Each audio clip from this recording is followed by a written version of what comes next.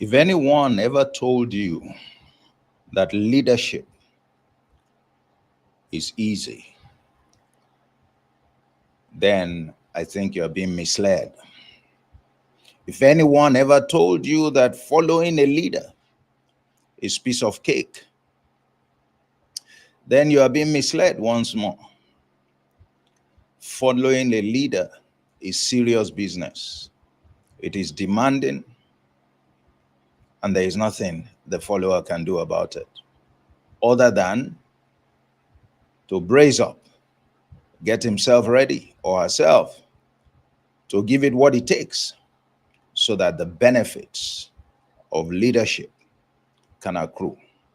There are huge benefits in following a leader, and they will only accrue to the follower when the follower has done the needful. Specifically, when the follower has paid the price. There is a price of following, there's a cost of following, if you like to put it that way. And any serious follower must be ready, willing to pay that price, to bear that cost. So welcome to Leadership in 30 Minutes.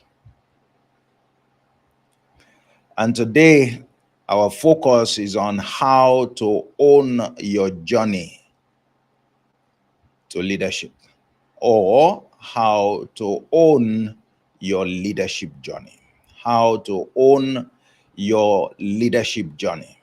Let me also emphasize as we start today that if following a leader, following your leader right now isn't costing you anything, if it's piece of cake, then it's time to change that leader.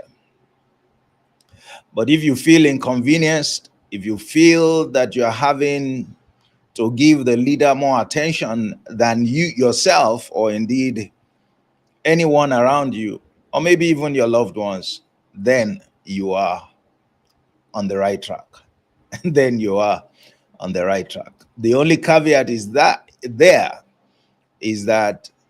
whatever you're trading off, whatever is causing discomfort, whatever the cost, should not be harmful bodily or emotionally. All right. That's not the kind of cost that we are talking about here. That's not the kind of cost we are talking about here. So that's what we want to deal with today. And well, my name remains Olatunji Shobodu, and it is Leadership in 30 Minutes. Leadership in 30 minutes. I remain your anchor. And like I said today, it's how to own your leadership journey. How to own your leadership journey. Now, that already tells you that you are expected to take responsibility for your leadership journey. What is your leadership journey? Your leadership journey is defined as the relationship with a leader that makes a leader out of you. The relationship, your relationship with a leader that makes a leader out of you. That tells you that the leader is meant to make you into a leader. If you are following a leader, the destination is that you become a leader, a bona fide leader in your own right. You are being trained, you are being developed, you are being built up to become a leader. All right. Albeit a leader after the order of your own leader. That's what it's about. And yes, you may even be a leader at some level or the other. There are categories of leaders. And as I often say, every leader is following another leader.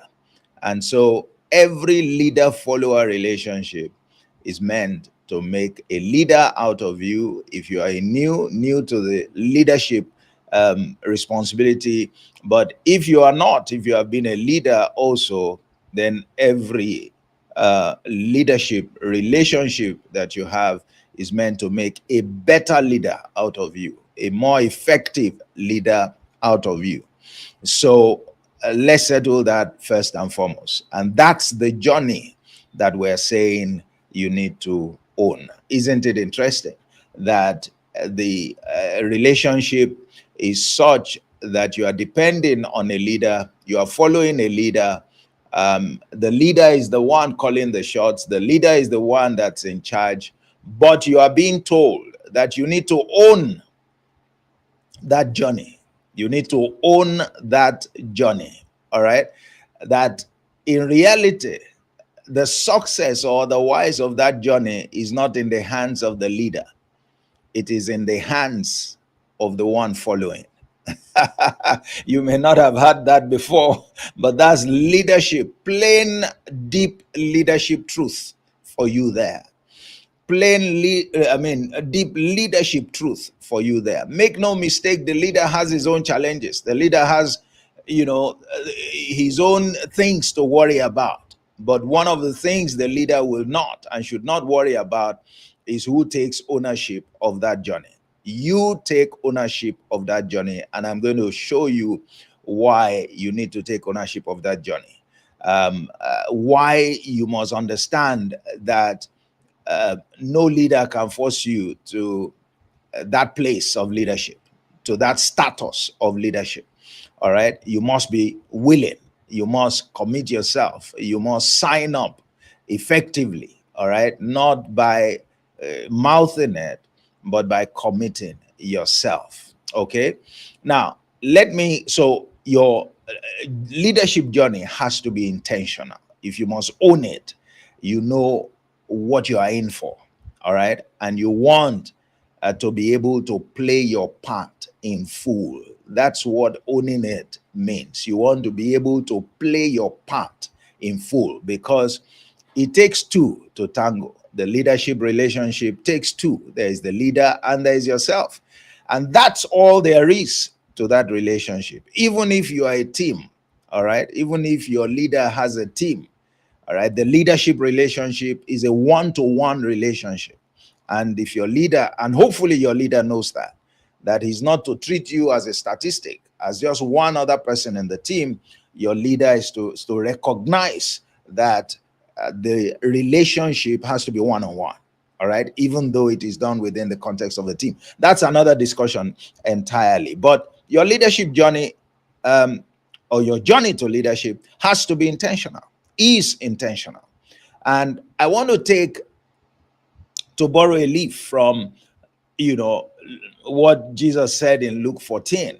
And it's a parable that he made reference to, but he made reference to that parable in order to buttress a very critical leadership truth. And that's with regard to following. And he made a very compelling statement, a very daring statement, a statement that, potentially could offend anyone who is trying to follow a leader. He said, look, whoever wants to be my disciple has to hate father, mother, brother, sister, wife, and himself, and then take his cross and follow him.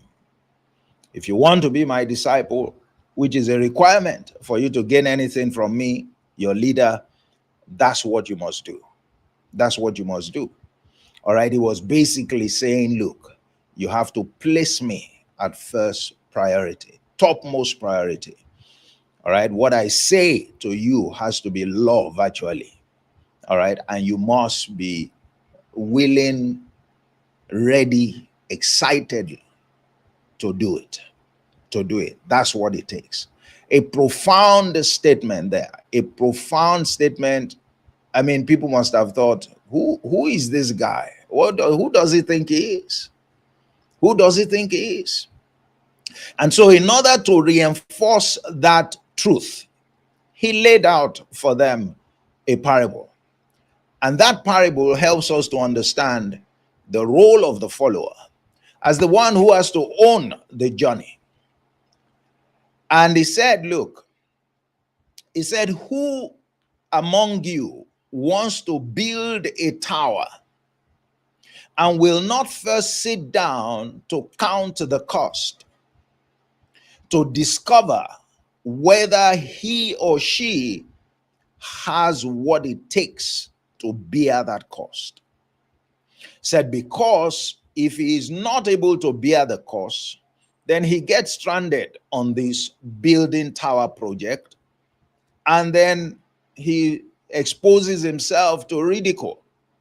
And people will say, look at that fellow. He started, a project, and now he's stuck because he doesn't have what it takes to complete it. So imagine that he was using that to explain, the leader-follower relationship, and a critical requirement, all right, in that relationship, which is the attitude that is expected of the follower. The attitude that is expected of the follower. Notice, therefore, the point he was making there. He said, look, he said, this leadership journey can be likened to a building project. Your leadership journey, following your leader, all right, to the point or the status of a leader in your own right, should be viewed as a building project. View it as a building project. Said, which of you wants to build a tower and will not sit down first to count the cost? So following that journey is likened to a building project. Not just a building, a tower. You must take note of that. A tower is not an ordinary building. It's a massive, project. It's a project on a far larger scale than just an ordinary house or an ordinary building. It's likened to like a multi-level, multi-story kind of structure. He said that's what following a leader entails. That's what wanting to become a leader involves. So it's serious business.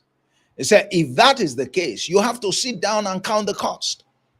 But first of all, he said, which of you wants to embark on that kind of project, wants to follow a leader? So whose project is it? Is it that of the leader? No. It's that of the follower. You are the one who wants to build a tower. You are the one who wants to follow a leader. So it's your project. If it's your project, then own it. If it's your project, own it. Too many times we are looking up to the leader for to fulfill what is our responsibility. All right. The one who stands to gain in the leadership relationship is the follower more than anybody else, more than the leader, certainly. He said, who among you wants to build a tower? Who wants to build a tower? It's not the leader that wants to build a tower. It is the follower who wants to build a tower, because he was using that parable to illustrate what it takes to follow. So the owner of the project in that parable is the follower. Said, you want to follow your leader. It is like wanting to build a tower. It's a major project. And therefore, you are the one who wants to build it. The one who wants to build it is the one who must sit down and count the cost. That is taking ownership of the building project. So it's not your leader. It's not your leader. That's why many people are frustrated when they are following a leader. They are putting all the burden on the leader. Certainly putting burden that they should carry on the leader. The leader has his own burden. Is more than enough. Is a major challenge. Make no mistake about it. But one burden that is not that of the leader is the one that the follower is supposed to carry. The follower owns the project. The follower has a responsibility to make sure that that project succeeds. So when you fail under a leader, it's not always the case that the leader is the one at fault. Most times, you are the one at fault. You have not taken responsibility. You have not owned that project. You haven't owned it. We just said it. You see, if you want to build a tower, it's intentional.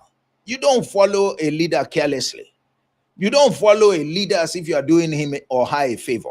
You don't follow a leader, as though the leader is the one who is going to benefit. You are not going to benefit. Those are the attitudes that undermine your ability to benefit from a leader.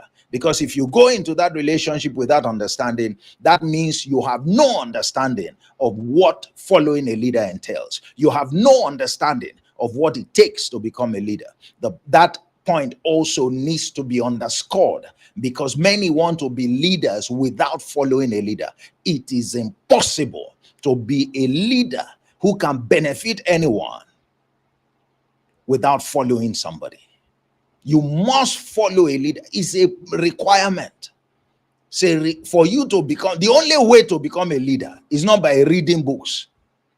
The way to become a leader is to practically follow one, submit to one, pay the price, count the cost, pay the price. You're not willing to do that, you will never become a leader. You don't become a leader because you grow older. You don't become a leader because you become more proficient. You don't become a leader just because you have been around for a long time.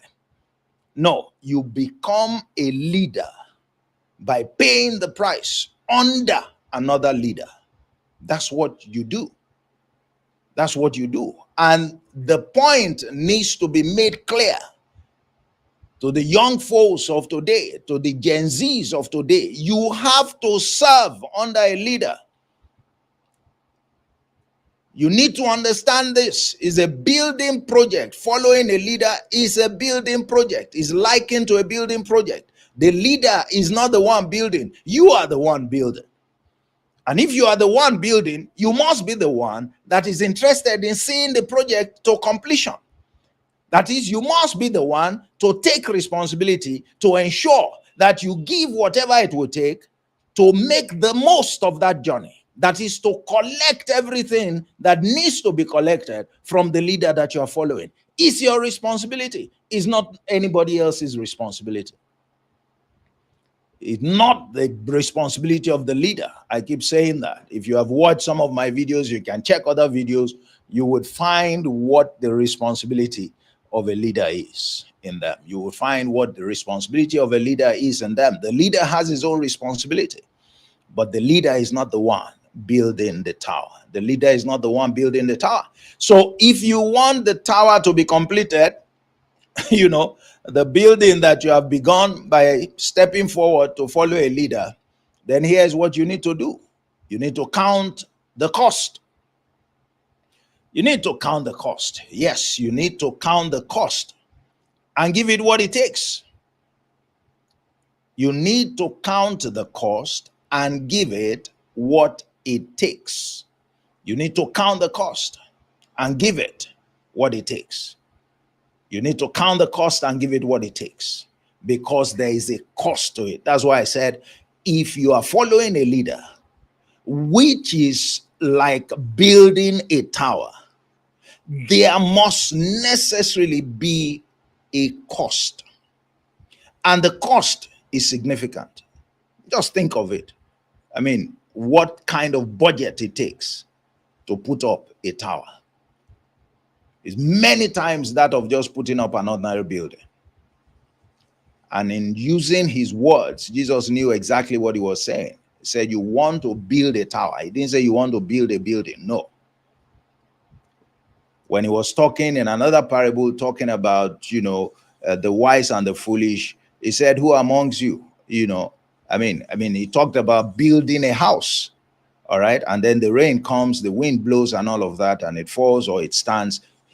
He used house. In this case, he used tower. So if you are following a leader and it is not costing you, it's time to change that leader. You're not building a tower, I can assure you. You're not building a tower. Following a leader must cost you. It's a painful truth, but you are paying your price to become a leader in the future. You are paying for access to the secrets that makes leadership. Luckily, the payment is not in currency. The currency is your heart. The currency is what? Your heart. The currency is your heart. All right? Taking responsibility for completion is required because it's your project, because you must do it if you want it to be completed. If you don't want it to be completed, you can play games with it, no problem. But don't complain when you can't see any benefit from following the leader. It means you are not paying your price. Your role, you are not standing up to fulfill it. What is the key cost that you need to count? What does the leader demand? Look at what Jesus said. Say you have to hate everybody else, including yourself, and mind me alone. Take your cross. That is, take responsibility. Take ownership of this journey and come and follow me. And Proverbs 23:26 says, my son, give me your heart. Give me your heart. Give me your heart. And that's the most important asset that every one of us has. That's the most important. That's what truly makes us human. All right? That's what makes us valuable. That's what makes us able to contribute, to add value to life. Your heart. That's what the leader is asking for. To be fully committed to him. That's what, and that is a cost. The man is asking you, the woman is asking you, commit your most valuable asset in my hands. Focus your attention on me. Let the words that you receive more than any other person's words be the words that I speak. Let your heart be sold out to me. That's what the leader is asking for. And the leader has to ask for that because the ability of the leader to fulfill his own mandate, looking at things from his side, is being able to secure the commitment of your heart. All right? It's a huge cost. It's a huge cost. Why is it a huge cost? Why is this something you have to think about very well? Because we're also told that you should guard your heart with all diligence. Guard your heart with all diligence, for out of it proceeds the issues of life. Guard your heart with all diligence. You must have heard that in scripture. Guard your heart with all diligence. All right? Guard your heart with all diligence. Guard your heart with all diligence, for out of it proceeds the issues of life. So that's it. And therefore, it says, count the cost, determine whether you have enough to pay it. So can you give all your heart? That's what this project requires. This particular tower that you want to build, what is requesting, what it needs from you is the full commitment of your heart. That's what it requires. So can you give it? That's what you must answer. Can you pay that price? That's it. Can you bear the cost of that project? To give all your heart to the leader, can you do that? That's what you need to do. You are following any leader, that's what you must be ready to do. That's what you must be ready to do. And some people can't do it. Some people can't do it. Some people started that project in John chapter 6. They started that project. They were following him. And then at a point, Jesus told them some plain truths that he was not willing to negotiate. Said, I am the living bread. I am the bread of life. If you don't eat my flesh and drink my blood, you have no life in you. They said, what? What kind of thing is this? He said, does this offend you? And they turned back and walked off. And they stopped following him. They started their project and they couldn't finish it. Who is ridiculed? Is it the leader? No. They started the project. They were the ones who began to follow him. They agreed to follow him. He didn't force them to follow him. And here they were, getting to a point and having to turn back. Because of what? Because he made a statement that was part of how he needed to deliver on his mandate, and they couldn't handle it. They said, this is a hard saying. Who can bear it? Oh, they didn't count their cost. At the point that they began to follow, they did not count their cost. And they got somewhere in the middle of the journey and they had to just turn back. What a shame. What a shame. And like Jesus said, they will be mocked. There will be people who will make fun of them. Who will say, so you started following this person and you couldn't even follow him to the end. What a shame. They will be ridiculed. But who ridiculed them? It's not their leader. They ridiculed themselves. They didn't have sufficient understanding of what it takes to follow a leader. They didn't sit down to count the cost in realization that following the leader is likened to building a tower. It's a major project. And the reason that you are asked to count the cost, and we're explaining that the cost is to commit your heart to follow it, is because of times like that that will show up during the course of the journey. Because in the journey, the leader will reveal certain things, will make certain demands, will go in certain directions that will not be comfortable for you. But if you have made up your mind, knowing what it will take to submit yourself to the demands of following, then you take it in your stride. You take it in your stride. Because if you must become a leader, those things are not negotiable anyway. You can't negotiate them away. You can't wish them away. There is a path that you have to follow. If any leader is taking you to that place called leadership, where you also can go forward and become the leader that others look up to, there is a path that you must pass through. I call it the rough road to leadership. And if you do not follow that road, you won't get to the place of leadership. And if you cut corners, you have yourself to blame later on. You have yourself to blame later on. There are two statements I'm going to draw your attention to that further emphasize the cost of following, the cost of this building project, and the importance of having to pay it if you want to succeed. If to prove, if you want to truly take ownership.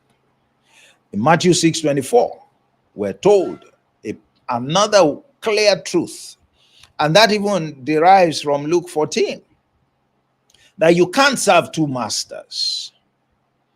You can't follow two leaders at the same time. You can only follow one.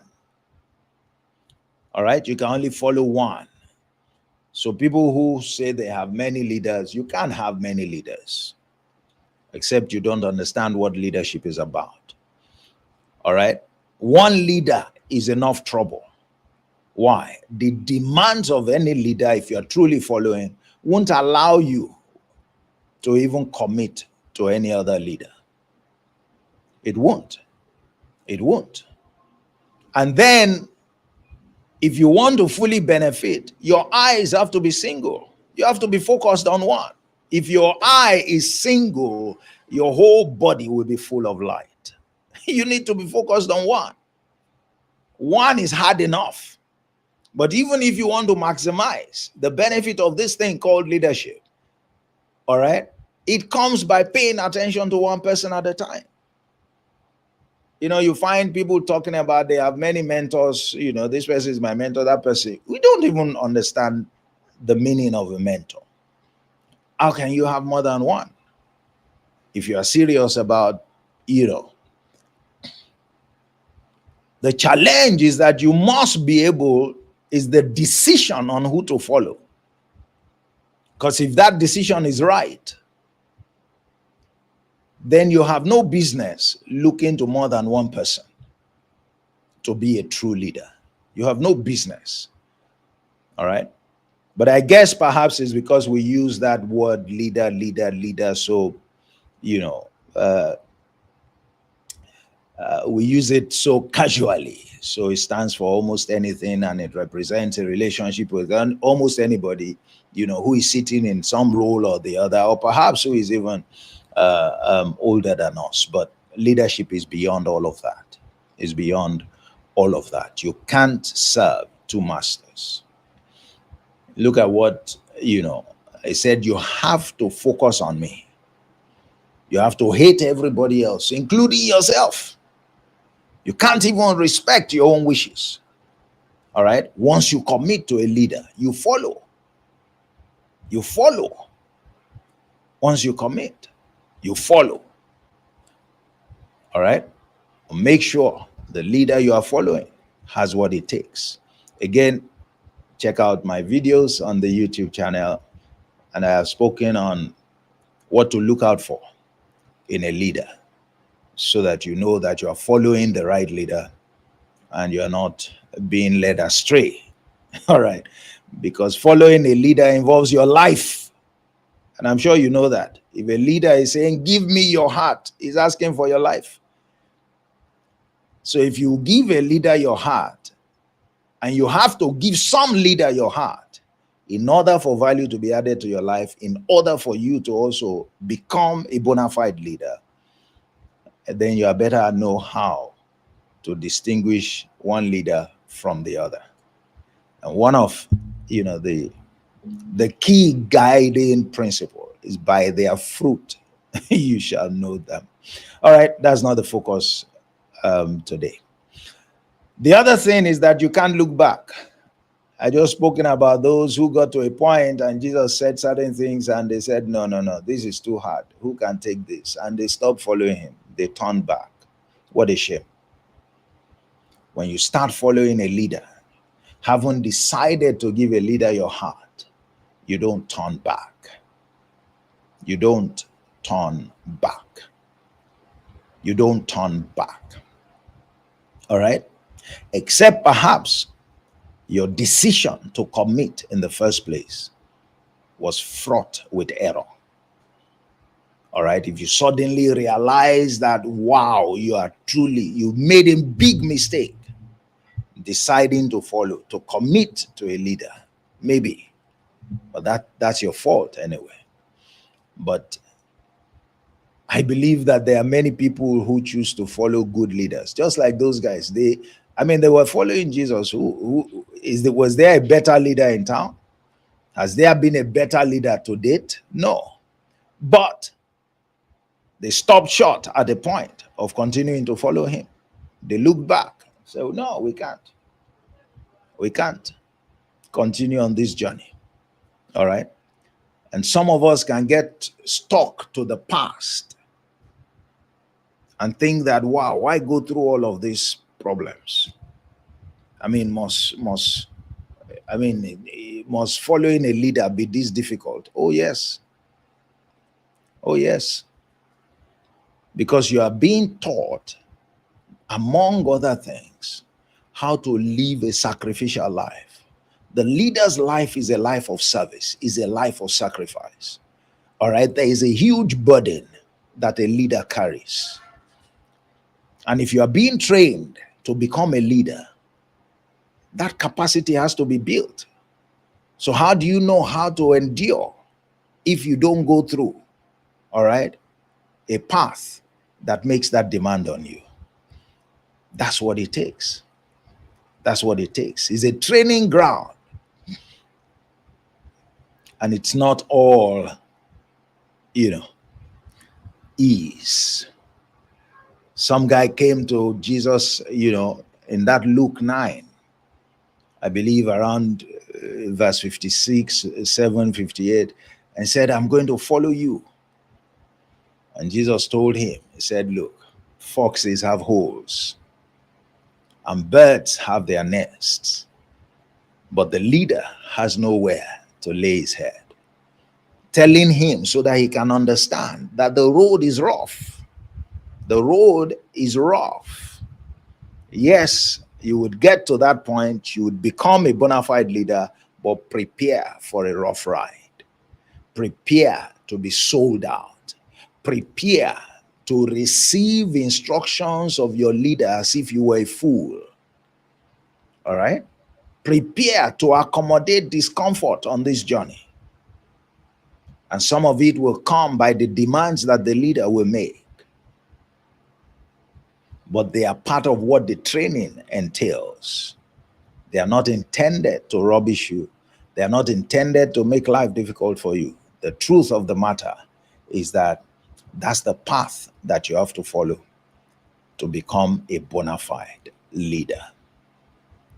Let's stop making following look cheap. Let's stop expecting that it's a pleasure ride or it's a pleasant ride. Yes, there are many aspects of it that will be pleasant because you see the leader at work. You see great things being accomplished. You see you are let into, your capacity is built. You become able to do many things that you never could do before. All right?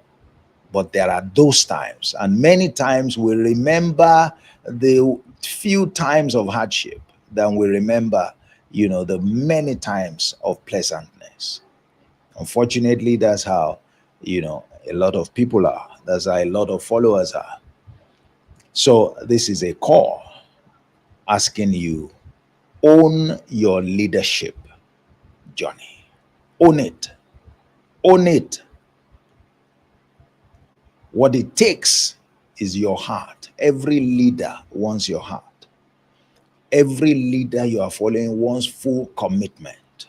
Every leader is encouraged, is excited when you fully commit. Every leader's job is made that much easier when you fully commit. Without your commitment, no leader can affect you positively.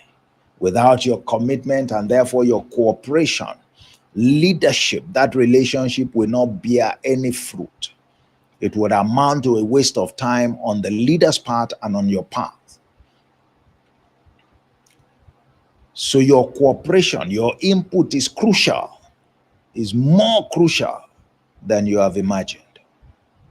And I hope that from today's session, you would appreciate what it takes and you'll be able to give it what it takes. The good news, which I close with, is that the profit from counting the cost and paying it in full is far in excess of whatever cost there is. It's far in excess because there is something the leader does. The leader puts great pearls into that heart that you give to him, that goes ahead to serve you well the remaining days of your life. That's what the leader does. The leader is asking for your heart, not to run away with it. The leader is asking for your heart so that it can add value to it. It can deposit some gems into it. It can empower and enrich your life beyond measure. And so that you also can be released to go and do the same, to go and replicate the same, multiply the same blessings to others. Wouldn't you want to do that? That is what makes life rich. That's what makes for fulfillment in life. All right? It's a win-win for you. Although it looks like the cost is huge. Think of it.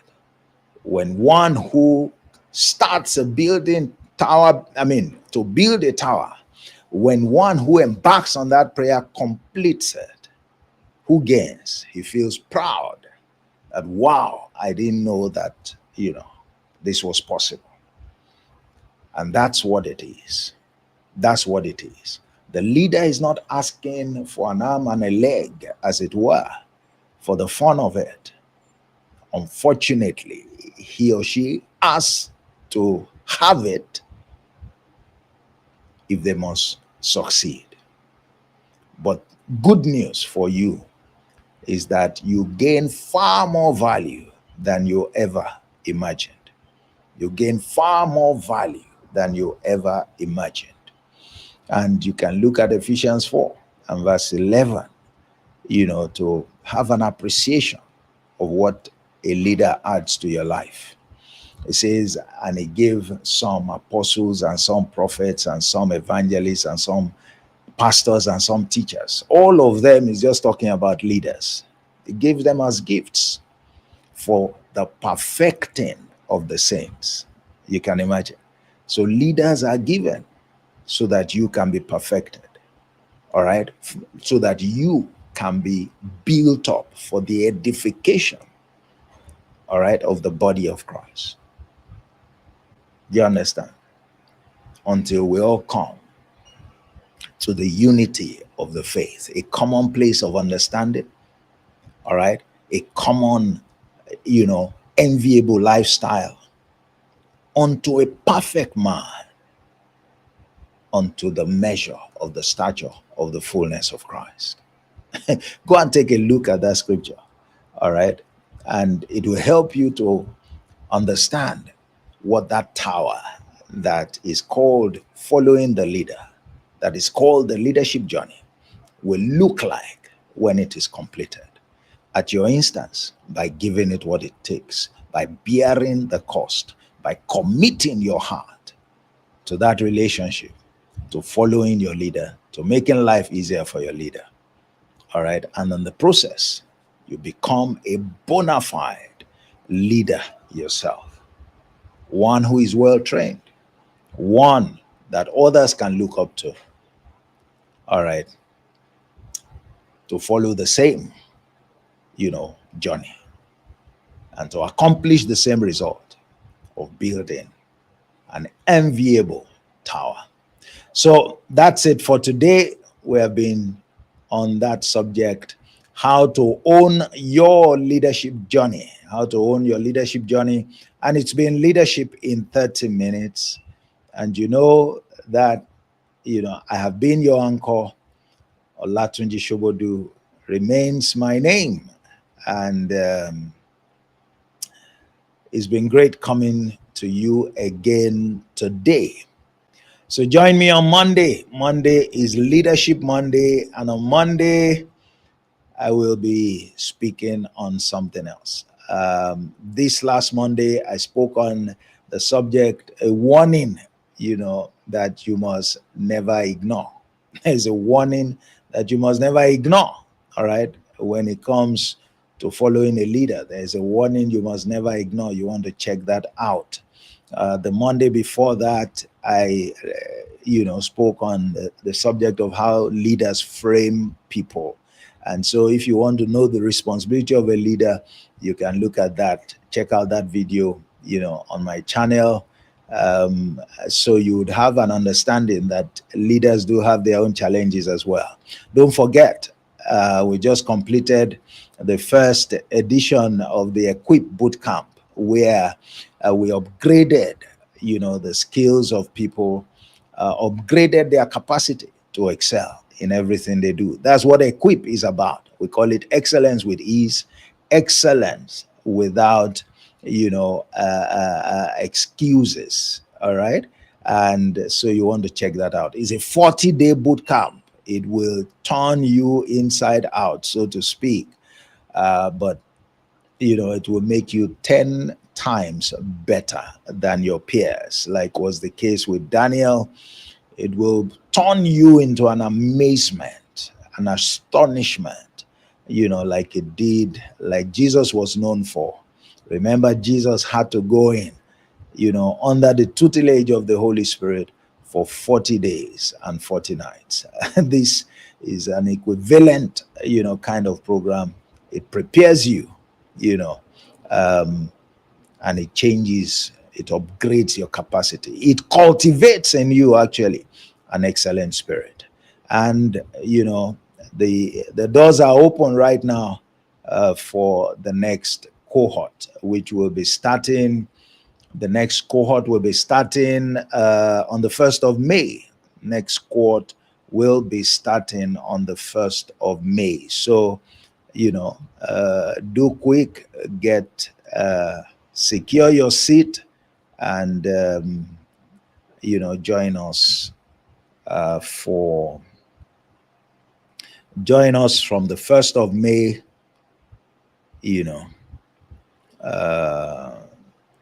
Secure your seat in the class from the 1st of May. All right. All right. So I just want to share with you that the details of that program, and so that you don't miss it. Next cohort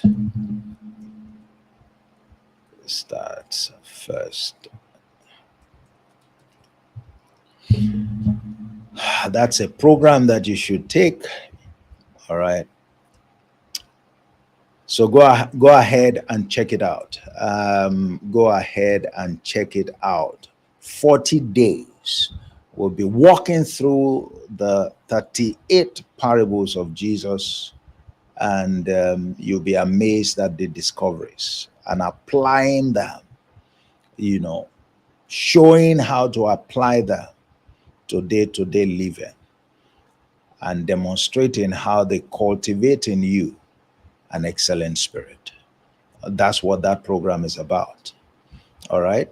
Those who have completed it are going in now for the mastermind, where they will be helping each other, holding each other accountable, all right, to apply these principles. That's a way to ensure that they fully maximize the benefits of all that they have learned.